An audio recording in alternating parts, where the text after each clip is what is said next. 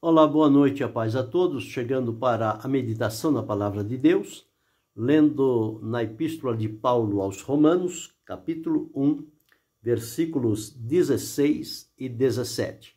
Assim está escrito: Porque não me envergonho do Evangelho de Cristo, pois é o poder de Deus para a salvação de todo aquele que crê, primeiro do judeu e também do grego, porque nele se descobre a justiça de Deus, de fé em fé, como está escrito, mas o justo viverá da fé.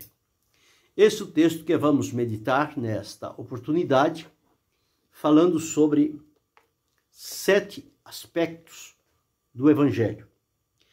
Quando nós retratamos sobre o Evangelho, nós precisamos pontuar que o Evangelho, ele só é genuíno e verdadeiro quando ele cumpre as suas funções. E a palavra de Deus nos afirma que é o Evangelho de Cristo, ou seja, todas as informações que precisam ser proclamadas, declamadas, anunciadas, transmitidas, seja por que meios for, devem envolver tão somente a vida e obra de Jesus. Este é o Evangelho verdadeiro, poderoso, eficaz, que traz resultados para a glória do nome do Senhor, nosso Deus. E foi Jesus quem disse, quando ele estava terminando os seus dias, ele reuniu os discípulos logo após a ressurreição e diz a ele: ide pregai o evangelho a toda criatura. Este evangelho, sendo pregado, ele vai despertar na vida das pessoas a fé, a convicção, o arrependimento, e elas vão crer em Jesus. Ele diz: pregai o evangelho a toda criatura. Quem crer e for batizado será salvo. Quem não crer será condenado.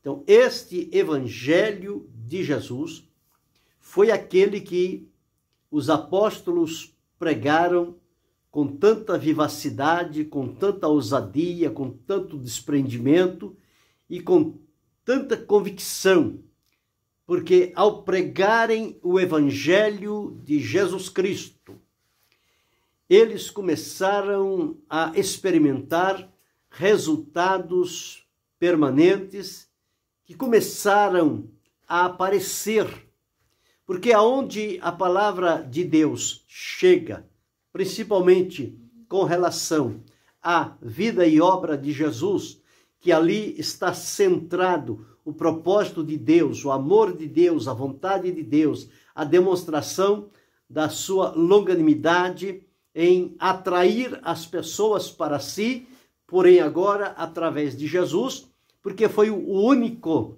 que teve condições de apresentar-se diante de Deus para assumir o lugar da humanidade, perdida, pecaminosa, errante, para que então, através do sacrifício da sua vida e o derramar do seu sangue, como o preço de sacrifício diante de Deus, ele pudesse assumir o lugar, então, de toda a humanidade sobre si e levar os nossos pecados sobre o madeiro, para que agora, através do sacrifício de Jesus, nós pudéssemos ter a liberdade e o acesso de receber a salvação por Jesus Cristo e entrar por este caminho brilhante de luz, caminhar na presença de Deus.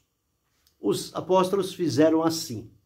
Logo adiante, o Senhor Jesus encontra-se com Saulo e ele é convertido, ele arrepende-se, converte-se a Deus e passa então a pregar o Evangelho. E foi quem mais utilizou-se do Evangelho de Jesus, sem nenhum outro recurso ou outro aparato ou bagagem que seja para complementar o Evangelho. Não. ele sempre colocava-se na condição de falar unicamente a respeito de Jesus. E falando de Jesus, ele estava falando, evidentemente, do Evangelho. Por onde quer que chegasse, o assunto dele era Jesus. Jesus, Jesus. Não tinha outro assunto. Não precisava ter outro assunto. Jesus é o assunto principal. É o melhor assunto para se falar com qualquer que seja a pessoa, qualquer que seja a condição dele. Falar a respeito de Jesus é demonstrar a oportunidade que Deus abriu na sua misericórdia para alcançar e salvar aqueles pecadores convencidos pelo Espírito, arrependidos pela fé e que confessarem a Jesus como Senhor e Salvador da sua vida. Estas pessoas desfrutarão os resultados maravilhosos do Evangelho. E quando observamos os escritos do apóstolo Paulo, lá na carta aos Gálatas, quando foi pregado o Evangelho na Galácia, eles creram, eles aceitaram o Evangelho. De repente, veio lá uma outra história e eles deixaram-se levar por aquilo e Paulo escreve uma carta repreendendo-os e perguntando a eles como eles começaram. Eles começaram pelo Espírito ou pela carne? E como eles poderiam começar pelo Evangelho e agora querer terminar pela lei? E ele deixou bem claro, se alguém vier anunciar um outro Evangelho, ou mesmo um anjo, que não seja aquele que já vos tenho pregado, seja anátema, seja considerado um imundo, um ingrato, um profano, um mentiroso. Porque o Evangelho genuíno e verdadeiro foi aquele que eu preguei a vocês, falando a respeito de Jesus. Nós observamos na igreja de Filipe, a igreja que estava na cidade de Filipe, foi o primeiro trabalho ali que Paulo realizou quando o Senhor Deus o direcionou para a Europa, e nesta igreja ele faz muita referência ao Evangelho, porque aqueles irmãos entenderam, através da vida de Paulo, o valor que deveria se dar ao Evangelho. Então nós observamos, no capítulo 1, o versículo 5, ele diz: pela vossa cooperação no Evangelho, desde o primeiro dia até agora. Então aqueles irmãos que foram crendo em Jesus, foram associando-se com Paulo, ajudando, cooperando com ele, desde o primeiro dia no Evangelho. Quando vamos ao versículo 9, diz que nas prisões que Paulo enfrentou, eles não abandonaram, mas estiveram com ele, tanto na defesa como na confirmação do Evangelho. E Paulo escreve a eles dizendo que tudo aquilo que aconteceu a ele, aqueles dissabores que ele enfrentou, aquilo contribuiu para maior proveito do Evangelho. E, em outro ponto, ele disse que ele foi colocado por Deus para defesa do Evangelho. Então, era dever dele continuar pregando este Evangelho. E orientava aqueles irmãos, no versículo 27 do capítulo 1, dizendo: deveis portar-vos dignamente conforme o Evangelho de Cristo. E no versículo e seguindo diz: estais no mesmo espírito, combatendo juntamente com o mesmo ânimo, pela fé do Evangelho. Então, observamos aqui como ele fala sobre este Evangelho de maneira natural, porque era algo que ele realmente vivia e demonstrava. Também agradecendo aqueles que serviram com ele no Evangelho. E quando nós observamos na carta que ele escreveu à igreja aos Coríntios, no capítulo 15, falando ali sobre a vida, morte e ressurreição de Jesus, ele diz assim: também vos notifico, irmãos, o Evangelho que já vos tenho anunciado, o qual também recebestes e no qual também permaneceis, pelo qual sois salvos, se o retiverdes, conservar, guardar, tal como vou-lo tenho anunciado, se não é que crestes em vão. Porque primeiramente vos entreguei o que também recebi, que Cristo morreu pelos nossos pecados, segundo as Escrituras, e que foi sepultado e que ressuscitou ao terceiro dia, segundo as Escrituras. Então, observe como Paulo sempre tinha o cuidado de não se desviar deste assunto primordial, que era o Evangelho de Cristo. E aqui, quando ele escreve àquela igreja que estava em Roma, ele diz: porque não me envergonho do Evangelho de Cristo. Não tenho nenhuma vergonha deste Evangelho, porque este Evangelho não é algo fabricado pela mente humana, não é algo ilusório, enganoso, não. Evangelho é poder de Deus para a salvação de todo aquele que nele crê. Como que a dizer, eu mesmo sou resultado do poder do Evangelho. O Evangelho me alcançou e hoje estou salvo por conta do Evangelho de Cristo. Vida e obra de Jesus, a favor da salvação da humanidade. Nestes 2 versículos que lemos inicialmente, nós encontramos aqui 7 aspectos importantes que precisamos destacar. Nós encontramos, em primeiro lugar, aqui a origem deste evangelho.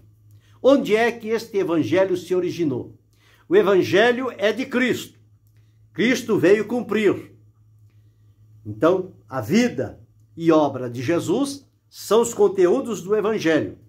Mas Jesus veio em obediência a quem? Para fazer o quê?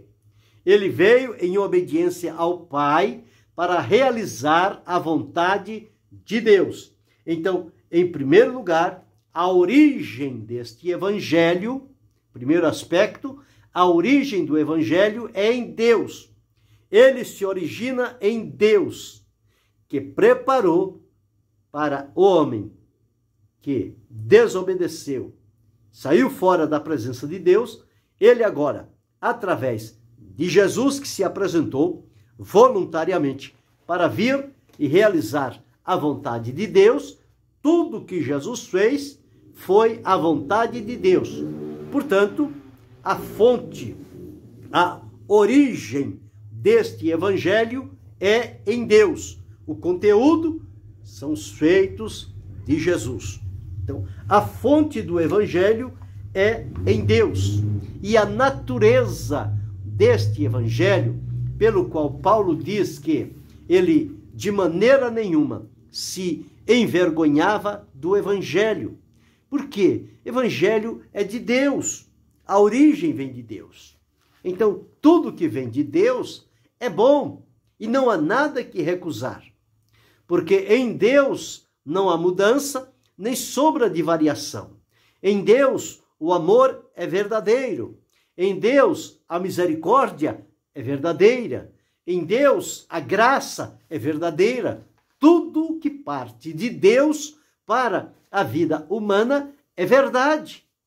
Não há nenhuma mudança, não há nenhum engodo, não há nenhuma intenção dupla. Não, os propósitos de Deus são claros, são transparentes e são bem definidos para que não se deixe qualquer dúvida para o impedimento da fé em Cristo Jesus.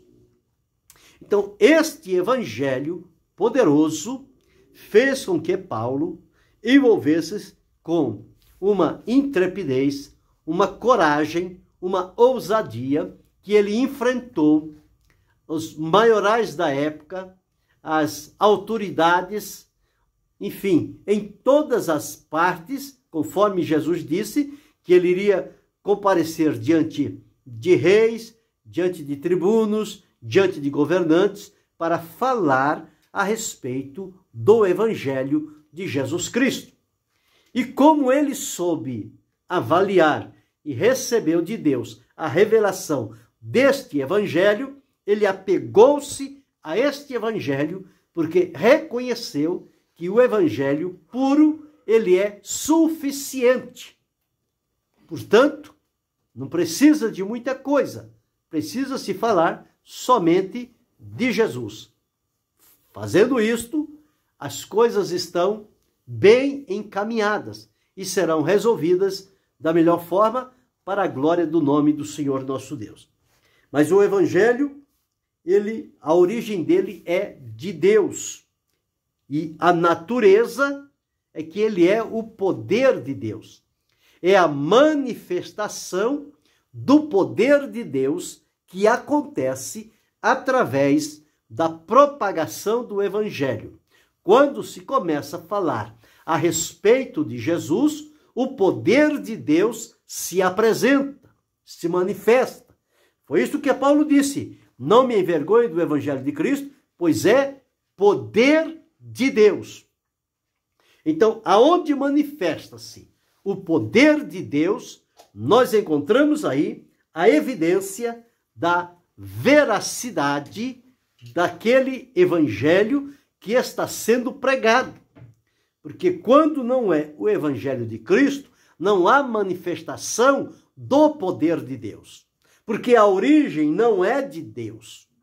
Mas quando a origem é de Deus, então o poder de Deus, que é a natureza do Evangelho verdadeiro e puro, este poder vai manifestar-se também e alcançar e transformar vidas que virão para permanecer e servir ao Senhor Jesus Cristo com fé, gratidão e amor, por terem sido alcançados pelo Evangelho de Cristo. Então, em segundo lugar, em segundo aspecto, a natureza deste Evangelho é a manifestação do poder de Deus. Paulo, quando escreveu aos irmãos da igreja de Tessalônica, ele disse para eles lá que este Evangelho não foi a eles somente em palavras. Capítulo 1 da primeira epístola, versículo 5. Porque o nosso Evangelho não foi a vós somente em palavras, mas também em poder e no Espírito Santo e em muita certeza, como bem sabeis quais fomos entre vós por amor de vós. Então, este Evangelho é um Evangelho completo, é um Evangelho pleno, um Evangelho seguro, verdadeiro. Então, segundo aspecto, é o poder de Deus. O terceiro aspecto, para qual finalidade o Evangelho é pregado e o poder de Deus se manifesta? Para a salvação. Salvar, libertar, socorrer, livrar, tirar de perigo, transportar das trevas para a luz, do pecado para a salvação, da morte para a vida. Estes são os resultados do Evangelho para salvar os pecadores, libertá-los, transformá-los. Então, este Evangelho é o poder de Deus para salvação. E esta salvação de Deus foi levantado como sendo uma salvação poderosa. E esta salvação está alinhada à vida de Jesus. O próprio nome, quando ele recebeu, o anjo disse a Maria: e o seu nome será Jesus, porque ele salvará o seu povo dos seus pecados. O próprio Jesus, quando veio, ele disse: porque o Filho do Homem veio buscar e salvar o que se havia perdido. Então, salvar é livrar, é tirar de perigo, é colocar em segurança. Salvação é isto, é a libertação completa da vida das pessoas para terem condições de viver em comunhão e na presença de Deus. Então, esse terceiro aspecto, como sendo o objetivo da pregação do Evangelho, é para a salvação. O próprio Jesus disse: ide pregar o Evangelho a toda criatura. Quem crer e for batizado será salvo. Então, Evangelho para a salvação. Não me envergonho do Evangelho, pois é o poder de Deus para a salvação. Nós que hoje desfrutamos da certeza de salvação, a garantia da vida eterna, foi através deste Evangelho de Cristo, que é poder de Deus para a salvação.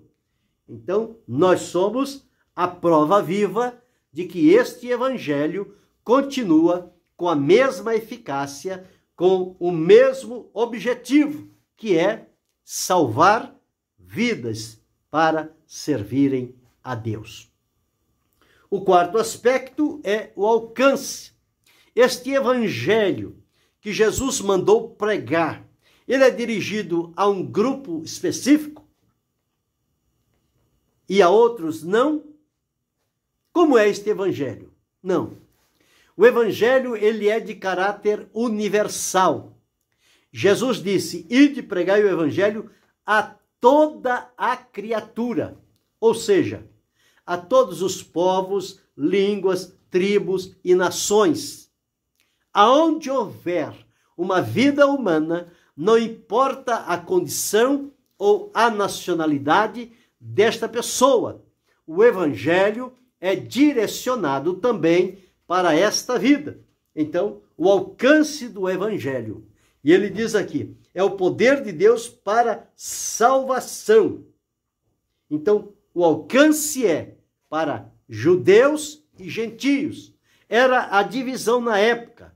Judeus, como já falamos, era o povo judeu, chamado, escolhido como sendo o povo de Deus. Gentios era todo o restante da humanidade. Não importasse em qual país eles estavam habitando, eles eram considerados como gentios.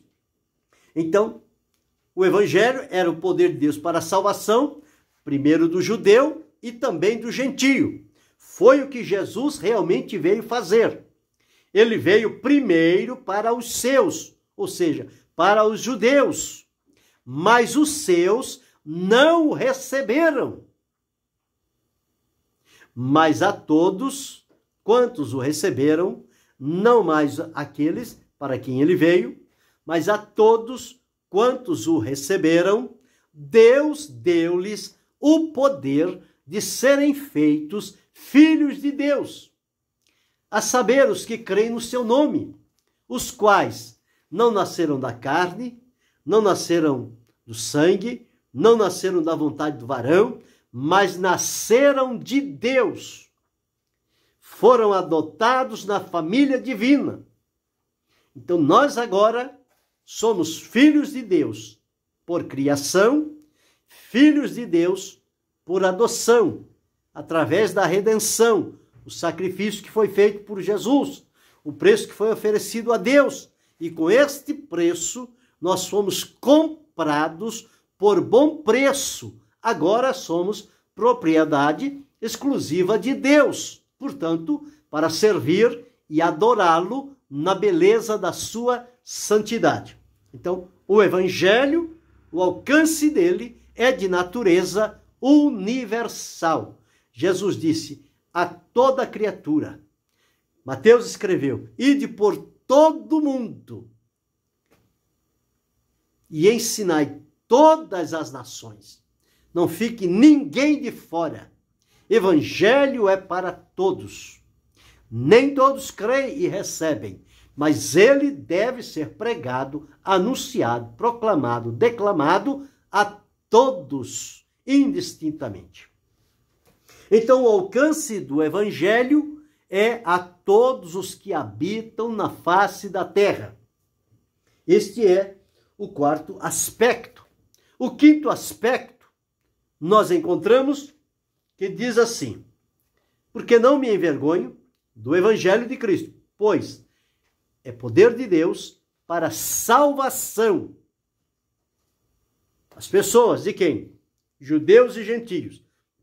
Mas a salvação se efetua em quem? Diz-nos aqui: poder de Deus para a salvação de todo aquele que crê. Se o judeu crer, ele é salvo.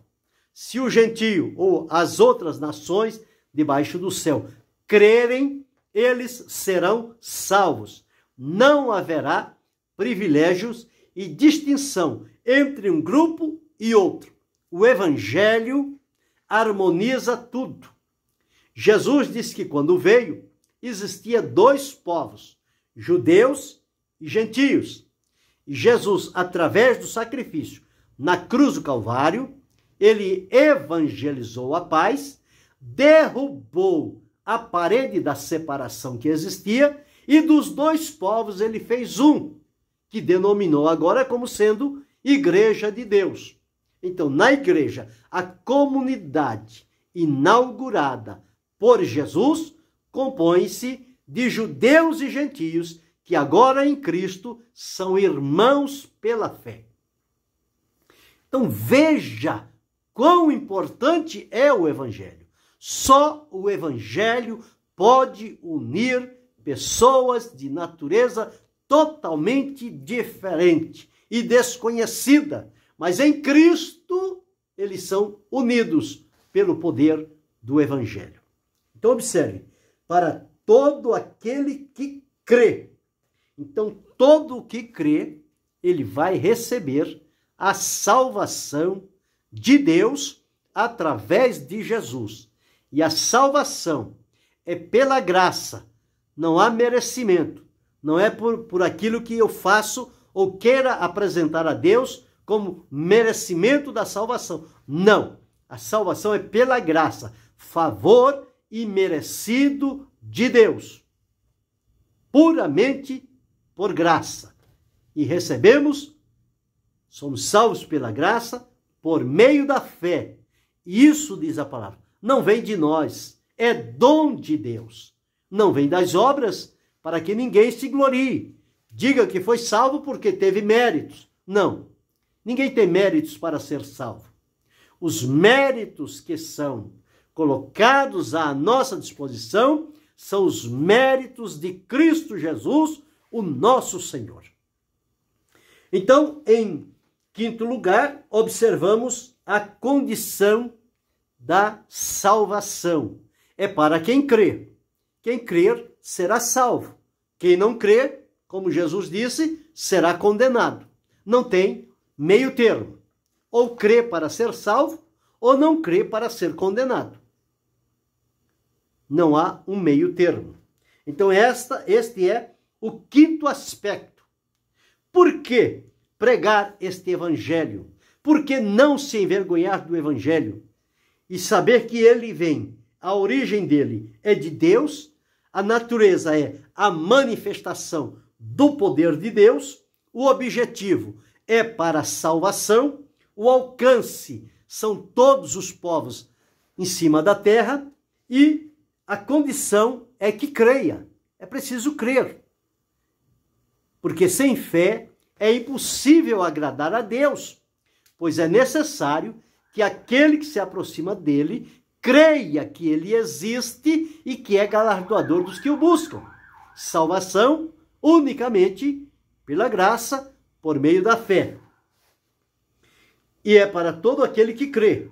E o sexto aspecto é a eficácia do evangelho. O que é que o evangelho abre para nós? Diz-nos o versículo 17. Porque nele se descobre a justiça de Deus. Nele, no evangelho, se descobre a justiça de Deus. Como a justiça de Deus foi satisfeita? Um Deus santo, uma humanidade pecadora, destituída, perdida, não tinham como unirem-se. havia um grande abismo entre Deus e a humanidade. Deus procurando alcançá-los, a humanidade procurando aproximar de Deus, mas não tinha condição, porque todos pecaram e destituídos foram da glória de Deus. E o que fazer?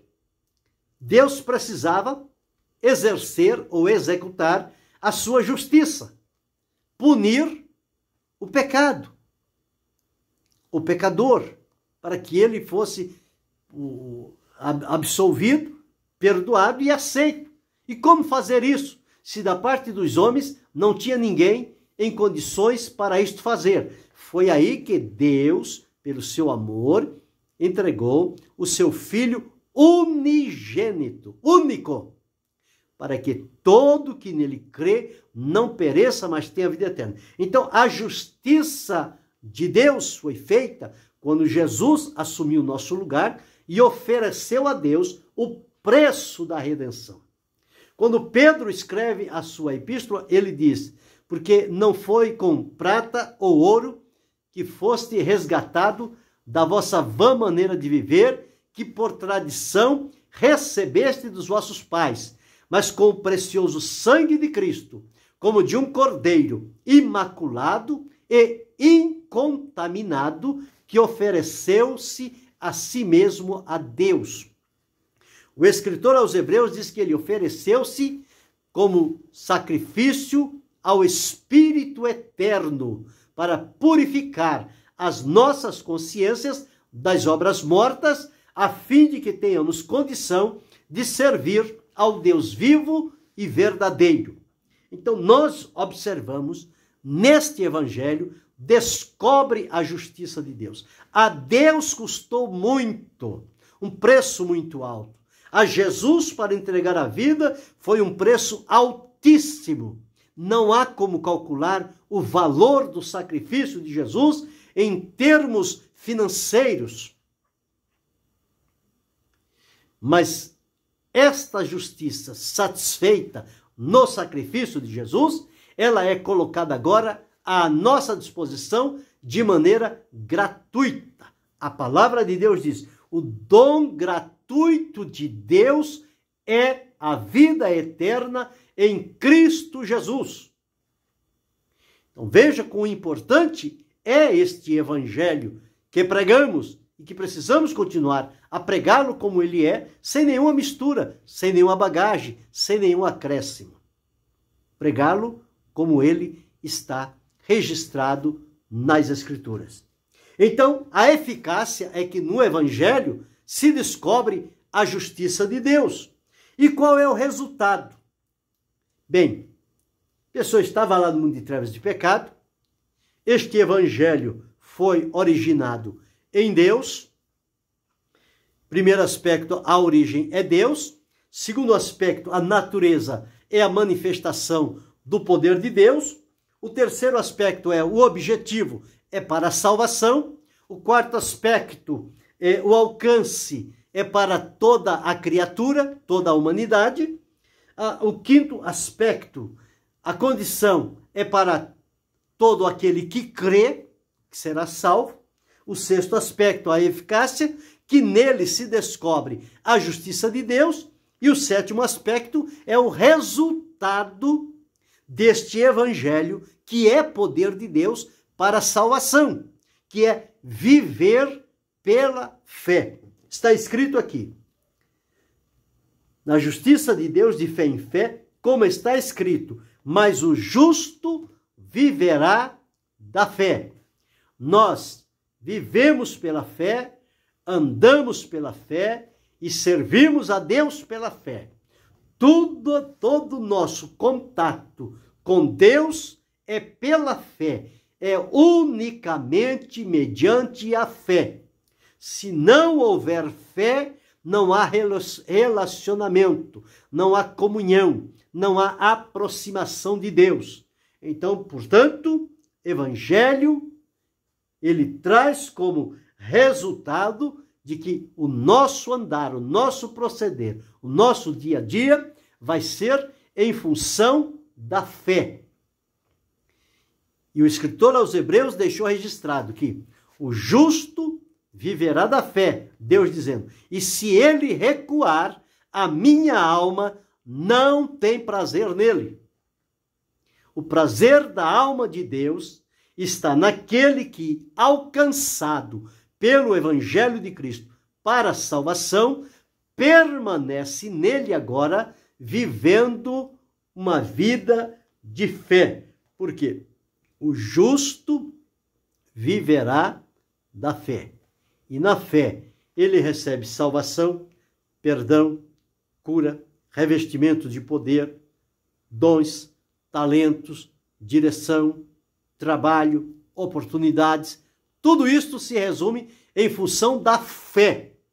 Então veja como é importante este evangelho do qual Paulo dizia em alto e bom som, porque não me envergonho do evangelho de Cristo, pois é o poder de Deus para a salvação de todo aquele que nele crê, primeiro do judeu e também do grego, porque nele se descobre a justiça de Deus, de fé em fé, mas o justo viverá da fé. Grave isto, guarde isto no coração, viva por este evangelho, não alimente-se de coisas fabricadas pela mente humana, alimente-se com o evangelho de Cristo, que está estampado nas páginas do livro sagrado, a escritura sagrada. É ali que nós temos que nos alimentar em fé naquilo que ali está pela parte de Deus. E é o suficiente para nos manter preparados, despertos e prudentes para o encontro maravilhoso com o Senhor nosso Deus. Vivemos aqui por fé, viveremos lá com Ele por fé também, por toda a eternidade. Então, não esqueça, 7 aspectos do poder do Evangelho. Primeiro aspecto, a origem é Deus. Segundo aspecto, a natureza é o poder de Deus. Terceiro aspecto, o objetivo para a salvação. Quarto aspecto, o alcance para toda a vida humana em cima da terra. O quinto aspecto, a condição para todo aquele que nele crê. O sexto aspecto é que nele se descobre a justiça de Deus. E o sétimo aspecto é que o justo viverá pela fé. Que sigamos por este caminho, valorizando este evangelho poderoso, genuíno e que continua transformando, libertando e aproximando vidas para a presença de Deus. Que Deus, em Cristo Jesus, continue abençoando-nos, não só hoje, mas para todo sempre. Amém.